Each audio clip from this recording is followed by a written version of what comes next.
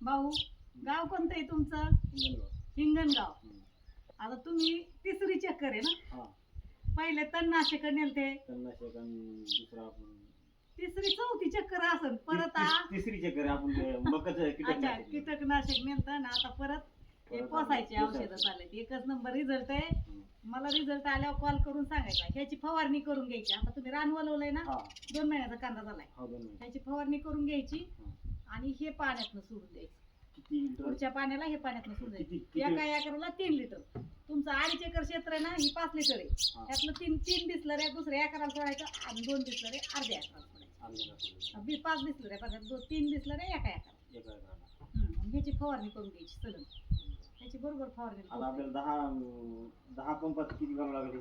हे 10 पंपाचं एक एकर. ह्या 30 पंप 30 पंपाचं. 20 पंपात 2.5 एकराचं 25 पंप. हा, त्यातलं थोडंफार उरण तर तुम्हाला कशा राहता राहता काय. ओके. ओके. रिझल्ट आल्या मॅडमला सांगायचं असे कांदे आल्यावर हा हा काय वांदा घेऊन येता.